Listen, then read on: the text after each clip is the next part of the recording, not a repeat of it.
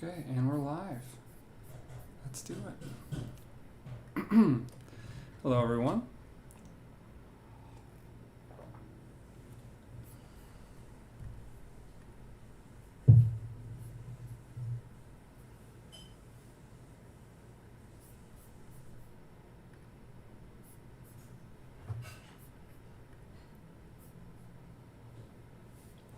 All right.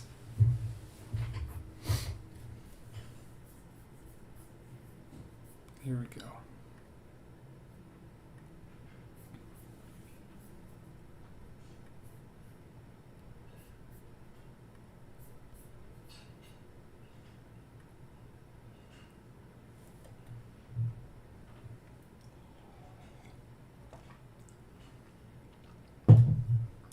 So Sunday night is one of those things where it feels like there's so much pressure to get things done. I have to do it because tomorrow is when the work week starts. It's when all of my responsibilities that I've been avoiding are going to finally hit the fan, are finally going to come to call, and I'm going to have to do something. I'm going to have to show up and take some sort of action. That's why they call it the Sunday Scaries. There's a lot of anxiety, there's a lot of pressure, a lot of deadlines. And then when Monday finally comes, nothing ever goes to plan, right? All of a sudden, what you thought you had to do, you've got all these other things that are put on your plate, all these extra surprise things that people just didn't tell you about until the weekend, and then Mondays are always stressful days for all of us, which is why a lot of times on Sunday night, you end up doom scrolling on your phone. You end up staying up a little bit later than you usually do because of what you're feeling. Maybe you spent all day thinking, oh, I'm supposed to do this, and then now it's, 9 or 10 at night, you still haven't done that thing. There's a lot of feelings that come up when you have put that thing off. Here's a question. What feelings have you been avoiding feeling today? That behavior, that thing that you're supposed to do, why have you been avoiding it? What about that thing makes you want to avoid it? Now, I get that this is not a fun conversation to have sometimes, but, when you want to solve the problem, you can either shake the leaves, you can chop the tree, or you can dig at the roots. And only one of those solutions is going to solve the problem. Now, I'm in the business of trying to solve the root of the problem. That's what interests me. A lot of folks are really craving some sort of quick tip, a fix, a magic trick that they can use to, solve the problem forever. And you know that those don't work. But that's what you crave. And that's really interesting. Why is it that you crave proof that what you're doing is working? It's because for so long, all the things that you were told you were supposed to do didn't feel like they mattered. You know you're supposed to do things early, but when you do it early, who cares?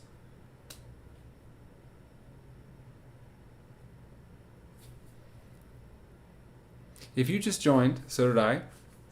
I've been live for about 3 minutes and 9 seconds. I'm going to try and help as many people as I can who are trying to overcome procrastination. If this sounds like you, please help me in my quest to help as many people as possible. Let's get some more people in here. Can you do some of the algorithm things? This is the only time I'm ever going to ask for the algorithm things. It always is a pain in the ass, to be honest. But it helps get people in here. And procrastination has so much shame around it. A lot of times people don't feel comfortable talking about it because of that shame. They don't want people to know. They're embarrassed. And a lot of times, being able to participate in a group like this can be really helpful, to hide behind an avatar and talk about your deepest, darkest secrets, your biggest shames. Thank you, Kangaroo Market. Rochelle says, I gave up on trying. That makes sense. You mean gave up on trying with procrastination, or about your earlier question? I don't know what a prison call is, so I'm just going to leave that one alone. Anyway, okay. If you could, please drop a comment, ask a question, or better yet, tell me what it is that you've been procrastinating lately. That one thing that's been a dark cloud over your head, that you can't seem to get started, or that you can't seem to finish. What is it that eats away at you day after day? And let's talk through it and come up with a plan. Now, in general, Sunday night, which I was talking about earlier, is one of those nights where a lot of people feel a lot of anxiety about the coming week, right? And if you can't predict exactly what's going to happen, or you can't predict exactly how it's going to go, there's a lot of what ifs. There's a lot of anxiety that comes into that. And what's the easiest way to solve for anxiety? It's distraction. It's avoidance. If I can't feel anything, then I can't feel bad. And so if I put a screen in my face until I can't feel anything, it solves the problem. A lot of us end up spending a lot of time with screens in our faces on Sunday for this exact problem. So if you want to solve it, a lot of people will think, well, I have to do something about the screens.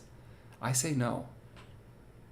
The real root of the problem is not the screen. If we got rid of your phone or your TV, you'd just find some other way to distract yourself from the feeling that you don't want to feel. The real root of the problem is whatever's causing that feeling. And if you can't find a way to soothe it in a healthy way, then it's going to persist. As they say, what you resist persists. All right, let's get into the comments here. Anne says, scheduling doctor's appointments. Here's an interesting way to think about this, Anne. If I don't schedule a dentist appointment, then they can't tell me that I have cavities. If I don't schedule a doctor's appointment, they can't tell me that I'm sick, or that I'm overweight, or that there's something wrong with me. I can't get any bad information if I don't go. And so for a lot of us, we experience this frame of procrastination, which is, if I don't try, I can't fail. If I don't put myself out there, I can't experience rejection. I can't experience bad news. And when you don't predict that spending action is going to result in a positive experience, in a reward, in some sort of beneficial result, why would you bother? And so the front of your brain knows, well, I probably should schedule this doctor's appointment. But the back of your brain is deathly afraid because there's a chance that it might be uncomfortable. And so if you want to take action, you're going to need proof that taking action is safe and rewarding. And sometimes that has to come from you and not from the task.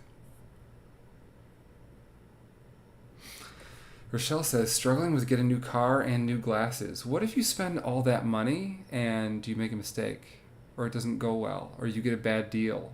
And as soon as you drive the car off the lot, you get in an accident. What if something bad happens?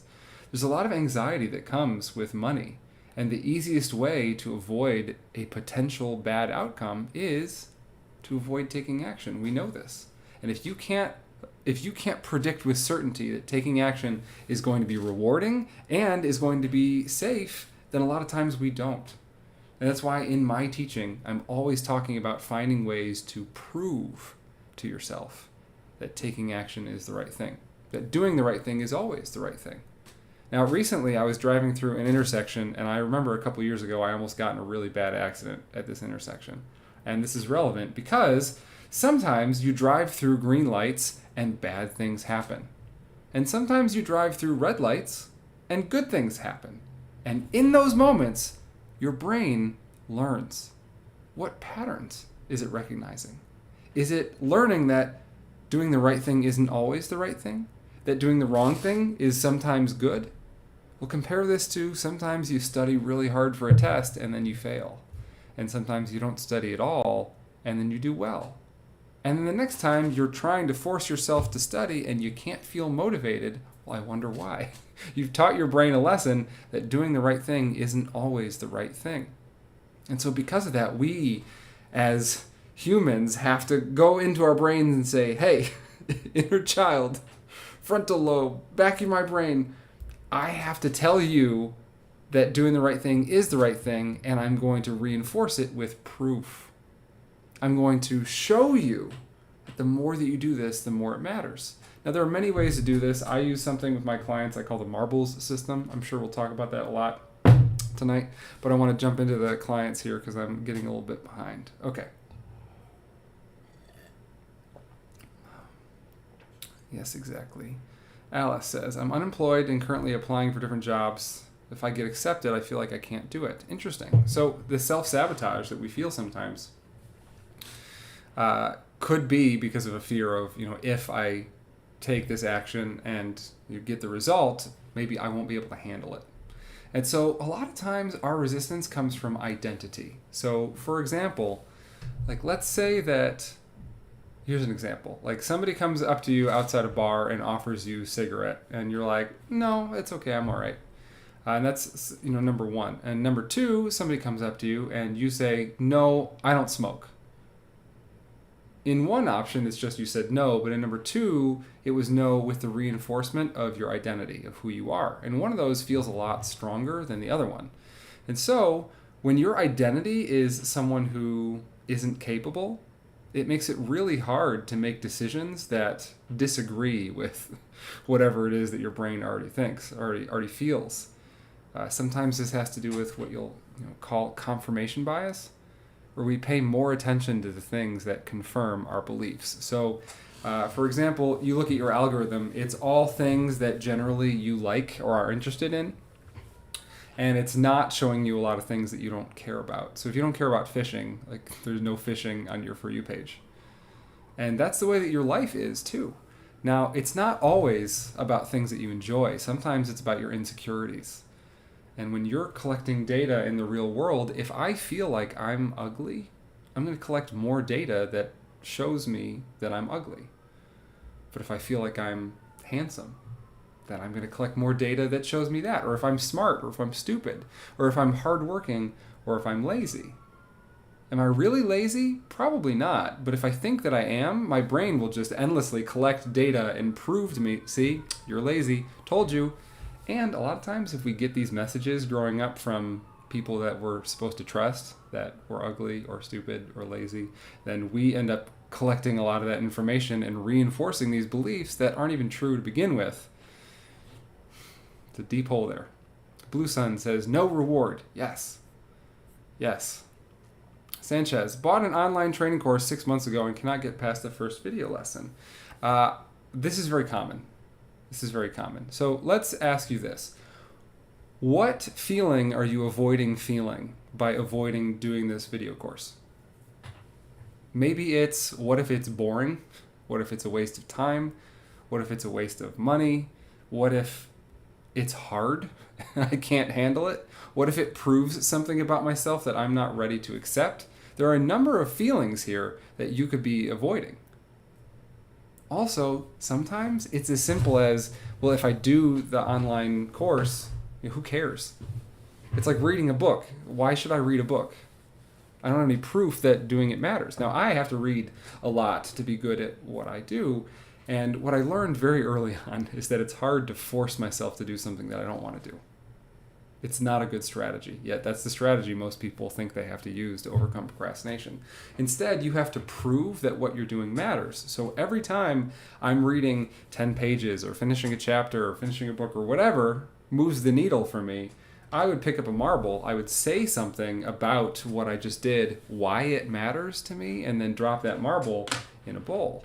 If I do this once, who cares? But if I do this dozens and dozens of times over a number of weeks, all of a sudden I'm reinforcing this behavior.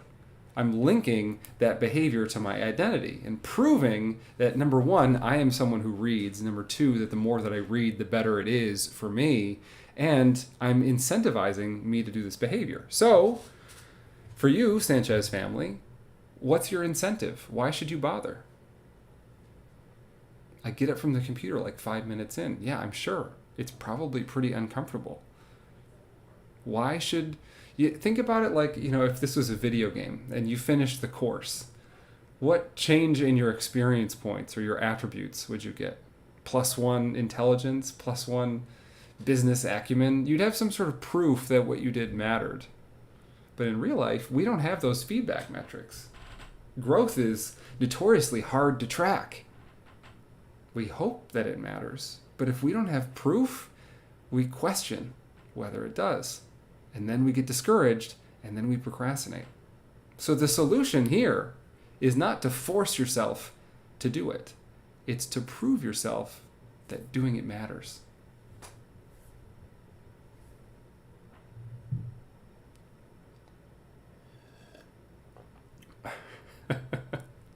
Deep.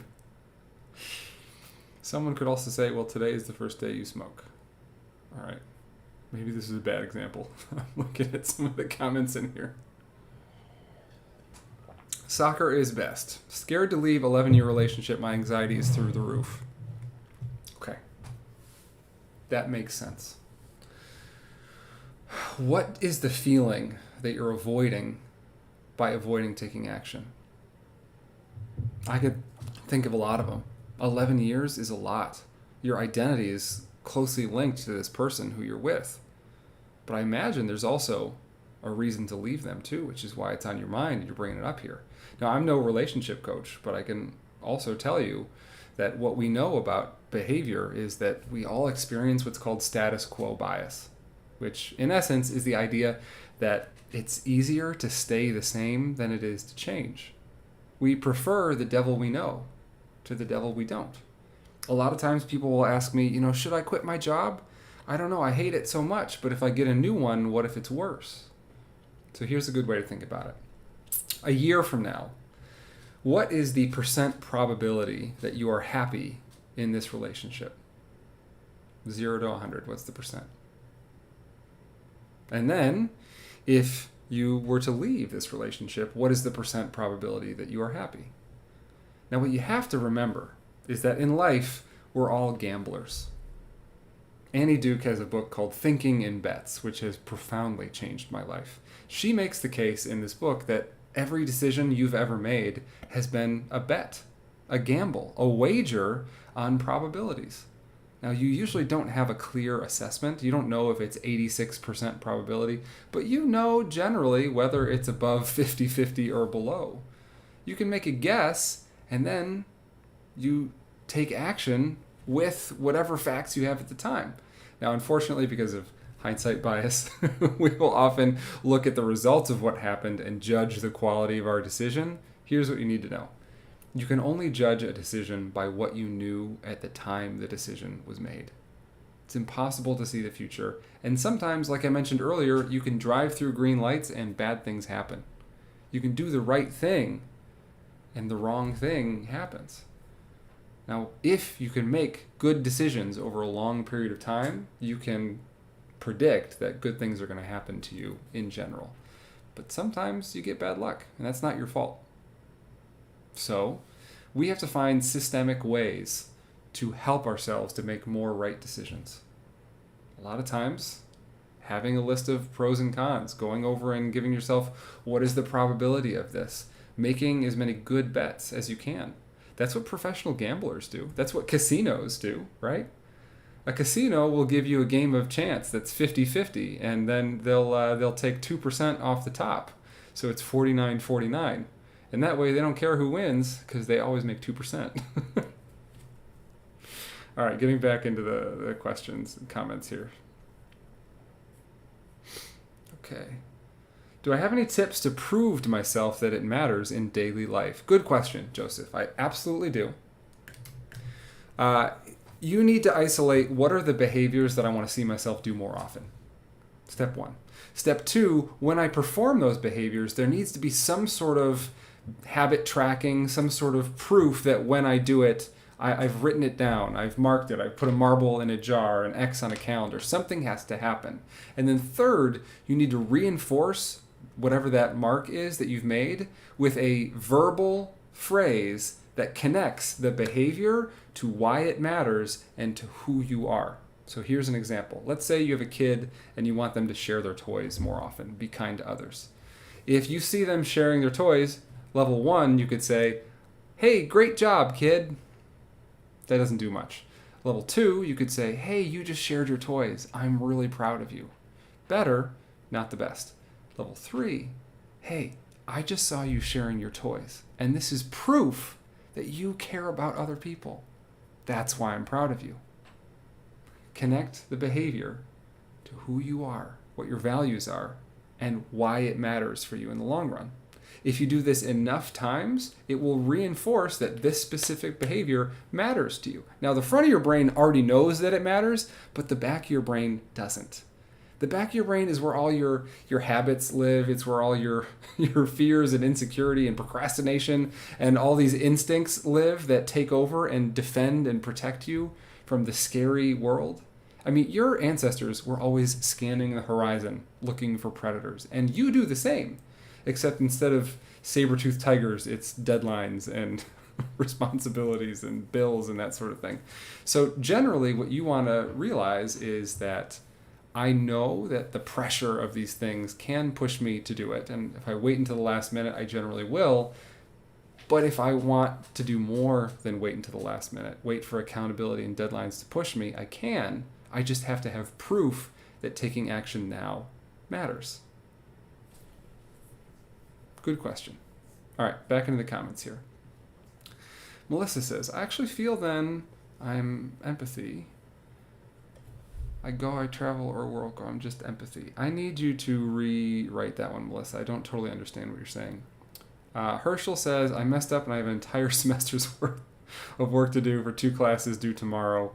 What can I do to not fail them both, going through things right now? Okay, I bet you're overwhelmed. I bet you're panicked a little bit. I also know that you're smart enough to figure this out, and that whatever negative outcome happens, you will survive this. So, the first step is to find some sort of emotional regulation, because the worst time to make a decision is when you're in the middle of it. You know, you need to find a way to pull yourself out of that fight, flight, freeze. A couple deep breaths, maybe a shower, maybe a quick walk, maybe putting your phone down. Finding something that's going to prove to you that you're not actively in danger and that you can handle this. And the next thing you need to do is come up with a couple of steps. Can you write something to your teacher to say, hey, I totally screwed up and here's the situation. Is there anything that you can do to help me so I don't have to stay up all night? I think that they care about your learning too. You might have to have, penalty on your grade, but at the very least, like, you have options here. So can we understand what those options are? Can we do some information gathering? And then can we find a way to make some small steps that are going to make you feel like, okay, I've accomplished something. Setting really easy wins, like making these first steps really easy, and prioritize starting rather than finishing. Whatever you get done tonight matters. You don't have to finish. You just have to try your best to try and get as much as you can in a reasonable time. All right, more questions here. Chi says, why is it when I'm doing mentally hard tasks, I feel discomfort? Why do you think that is? When I'm doing mentally hard tasks, I feel discomfort. Maybe because mentally hard tasks are hard, and your brain wants to be chill and relaxed and be safe all the time. And when you push it outside of its comfort zone, it might learn something that it doesn't like. Like maybe you're not as smart as you think you are, not as handsome as you think you are, not as cool as you think you are. This is status quo bias all over again. If I don't try, I can't fail. If I don't expose myself to risk, nothing bad can happen to me. So a lot of times my brain wants me to just sit on my ass and not expose myself to the world. Because if I do, I might learn something that doesn't make me feel very good. Zane says, I can't get myself to go to the gym despite severe guilt for not going. I feel weak-minded. Okay. First of all, you are not weak-minded. Guilt is a terrible motivator. I want you to think about this. Do you really think that everyone in the world is forcing themselves to go to the gym? That guilt is the strategy that has worked for everyone else? If anybody in here is doing that, let us know, because I have not seen that be effective. Instead of forcing yourself to do things that you don't want to do, encourage yourself to do things that you do want to do. Instead of using pain, fear, guilt, shame, all these negative consequence-driven manipulations, think about what's in it for me. So here's an example, Zane. Oh, Jeff, we don't do that in here. Bye-bye. All right. So if you were to try and get me to do 20 push-ups right now, how would you get me to do it? Now, the trick is, I don't want to do it. So, what's your strategy? Tell me, really, give me some suggestions in here. If you were my personal trainer trying to get me to do some push-ups and I don't want to do it, how would you get me to do it? I'll wait for some comments to come in while I talk about Yeezy here. Yezi.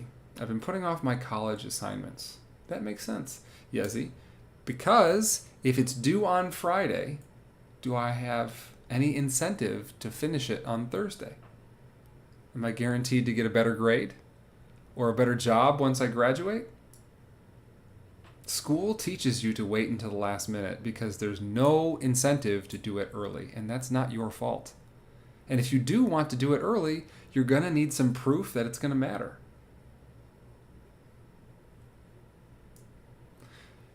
Dion says, I'd look at the outcome I want to achieve. Good start, Dion. Good start. The outcome I want to achieve. Now, is that enough to drive a short-term behavior?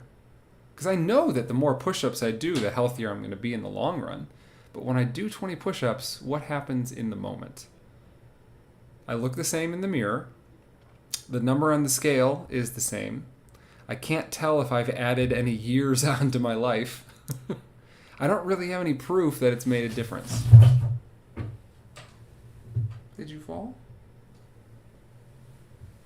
Hi, you want to say hello? Look who I got. Okay. Ooh, you go ahead. There you go. Giuseppe says, I've been putting off being a real estate agent. What if you do all the work to become a real estate agent and then it doesn't work? And then you fail, or you aren't very good, or you don't make any money. It ends up being a big loss. Always ask yourself, what is the feeling I'm avoiding feeling by avoiding this behavior? And to you, it probably is a risk assessment. What if I fail? What if I learn something about myself that I don't like? It's easier to protect myself from this by avoiding taking action. So if you want to take action, you can, but you need proof that taking action is going to be safe and rewarding. And that's why what I really like is, instead of using material rewards like money or power or success or more screen time, candy bars, material rewards don't really work. But what does work is intrinsic rewards, or emotional rewards, as I like to call them. So being proud of yourself, for example. Like, think about this. You just finished a really huge project. You're so excited and exhausted. And then in your room walks your childhood favorite mentor, teacher, coach, somebody who really inspired you growing up. And they tell you, I saw how hard you worked, and I'm so proud of you. In that moment, every reward center in your brain is just lighting up like Christmas. Like, it's better than drugs. You're so excited and proud of yourself. And that's the feeling that we want to recreate whenever you're doing the right thing. So whenever you take any action towards being a real estate agent, you need to find a way to recreate that feeling of pride in yourself. Every time you open up a book and read a chapter, every time you do an online course, every time you submit some paperwork, every time you work on your website, you pick up a marble and you say, okay, this is proof that I can do difficult things, that I'm following my dreams, that the more of this that I do, the closer I am to helping people to find their dream homes, to helping me to have a different, amazing career. Whatever it is, find a way to connect that behavior to your identity, to who you are, and to why it matters. Thanks for sharing the live. Appreciate that, Dion. Rainier says no. It's not going to succeed. How do you know? I can convince you to do the push-ups.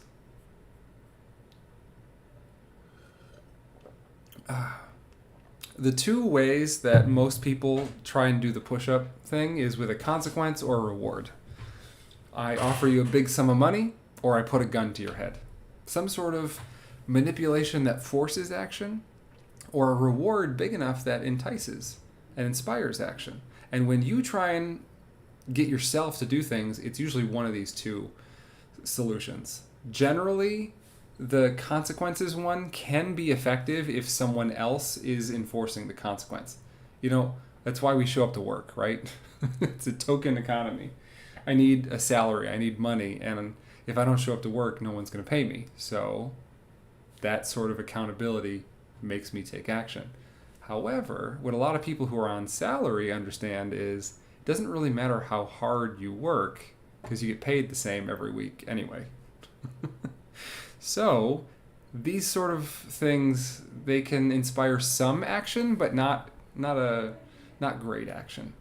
Now, a reward, if there's something like commission, right? The more you try, the harder you work, the more money you make. This can be inspiring for some people too, if only they care about what the reward is and the reward is consistent. You can count on it, right?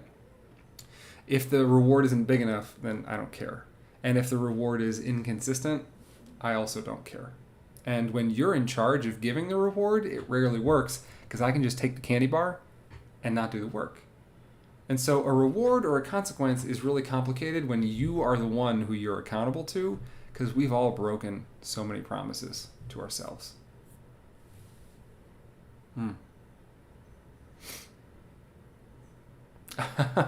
Zane, it actually is pretty common what you're talking about. And I'll say this.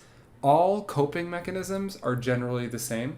Some of them we feel are much more shameful than others, but there's not a huge difference between a porn addiction, drug addiction, and phone addiction. It's all the same thing. You are trying to distract yourself from a feeling that you don't want to feel. And so you disassociate. You remove yourself from the responsibilities of the world by putting your brain into a video game or into a video or taking naps or eating unhealthy food or whatever it is. Coping mechanisms generally have one purpose, and they all do it the same way. So there's no judgment here, and I've certainly had at least a dozen clients who've shared that with me. Apo says, how can I reward myself? Good question. The answer is always systems, and these systems have to be simple, because if they're complicated, you're not going to do it. Now, I have a lot of content on what I call the marbles system, and this is as straightforward as it gets. Every time you do something, whether it's starting, finishing, or even just thinking about whatever it is that you want to do more of, you pick up a marble, you say something about it, and then you drop it in.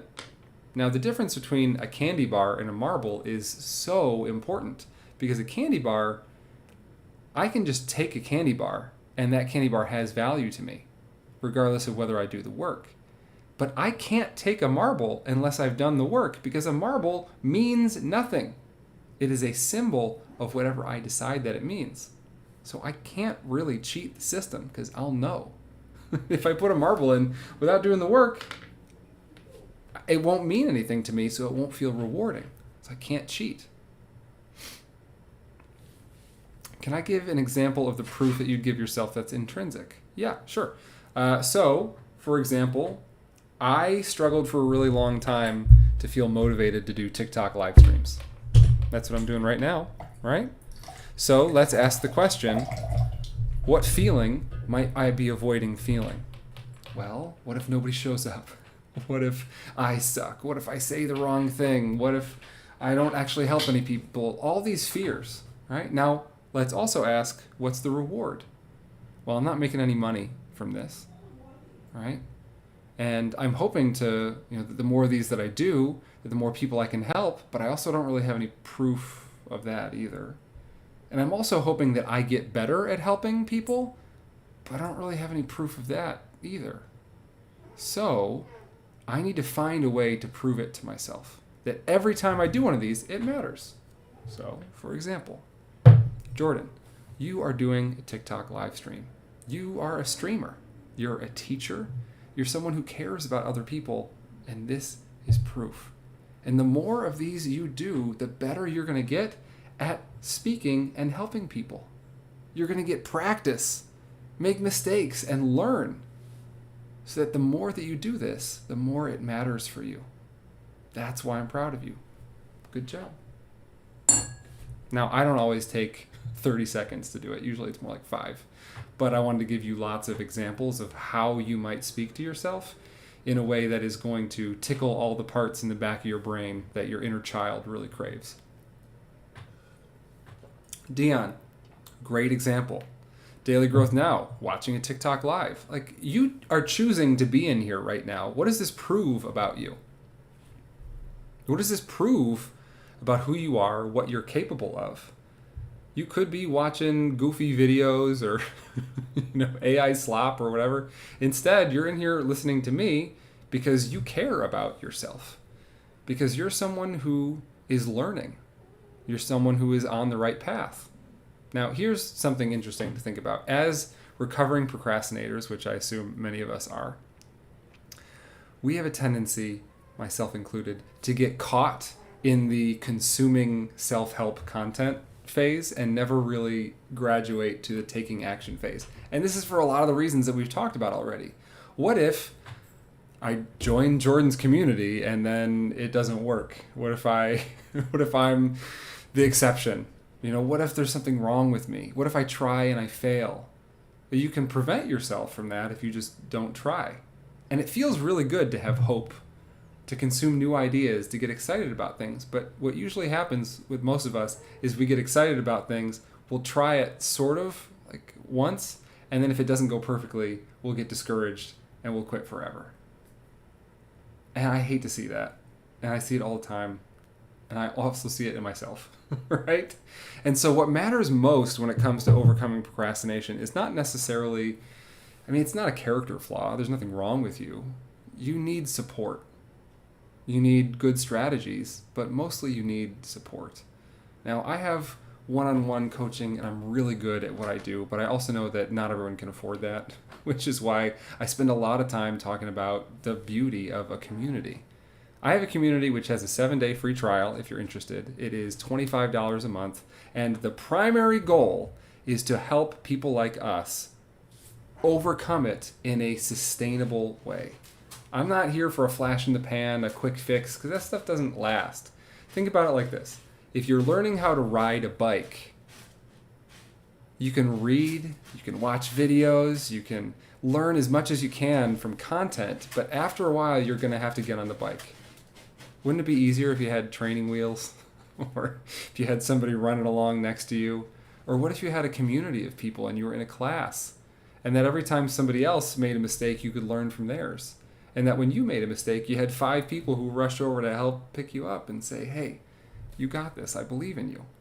The hardest part about overcoming procrastination is that you are going to fall. It's not going to go perfectly. There's going to be mistakes. There's going to be backslides. There's going to be things that you procrastinate in the future. I've been calling myself the Procrastination Coach for, I think, 7 or 8 years at this point. Do you think that I don't procrastinate? Do you really think that that's what happens? That it's just cured forever? The real solution is to have a toolbox with a lot of tools in it and to know how to use all of them. And to recognize that sometimes things in the house are going to break. Do you know how to fix it? I don't want you walking around with a hammer thinking that that's all you can do. And a lot of times this strategy of I'm just going to try harder next time, or I have to guilt myself or pressure myself into doing these things, that's like trying to build a house with a hammer. You can build a couple things, but it's not going to get you very far. So if this is resonating with you, know that these live streams, my content will always be there. I'm here to make sure that you know procrastination is solvable, to give you more tools in your toolbox. But if you want to solve this sustainably, the best thing that you could do is join a community. Now, the Proof Lab, which you can find linked on my page, has people from 5 different continents. We have 2 calls every week for about an hour on Zoom, and these calls are specialized towards figuring out what is working, what isn't working. How can we get better at collecting data on ourselves, running experiments, and finding sustainable, personalized strategies that work? There's no one-size-fits-all solution. If there was, I'd just make the video and then we'd be done. The truth is that all of us have different lives and different needs, and you have to find ways to find support in your systems, in yourself, in your day-to-day. You have to figure out how to find rewards in doing those behaviors that you want to do more of. And that's not something that you can fix in a day. So I would love to have you join us. I would love to have you hop on the bike, and we'll put those training wheels on, and in a couple months we'll have you on your way. All right. It's a little bit late for me, and I'm going to go play with our new kitty. We just got a new foster cat this morning, actually. She has a name, but I don't really like it. We're thinking about giving her a different one. You want to say hello again? Yeah, come here. Come here. Okay, bye. All right. I'm going to sign off for the evening. Thank you all for sticking around. Again, I would love to see you in our community. It's called the Proof Lab. If what I've said tonight resonates with you, if you're finally ready to start keeping promises to yourself, there is a way forward. Remember that procrastination is not your fault. You're not a bad person. It's not that there's a character flaw or something wrong with you. It's that you have an overactive defense mechanism. And it's easier to protect yourself from failure or discomfort by avoiding feeling anything. If I don't try, I can't fail. If I don't go to the dentist office, they can't tell me that I have cavities, so I can't feel bad. It's a defense mechanism. You're protecting yourself from feeling things. Procrastination is, at its core, emotional avoidance. I don't want to feel bad. And you don't have to solve this by slaying the dragon, by forcing yourself to do uncomfortable things. Instead, over weeks and months, you condition yourself to see that it's not really a dragon. It's more like a salamander. And it's something that you can handle. And the more of it you do, the more confident you get in your ability to do it. At the core of my teaching is proof. That you need proof that taking action matters. That when I do the thing, it's going to make a difference. That when I read the book, I'm going to get +1 intelligence. That when I do a push-up, I'm going to get +1 strength. And because the real world lacks that feedback, we often get discouraged. And so stop trusting that the world is going to give you this feedback. And instead, create it for yourself. All right. I'm signing off for the evening. Take care, everybody. Remember that procrastination is not your fault. Take a couple deep breaths. Drop your shoulders. Relax your jaw. Remember that it's all going to be okay.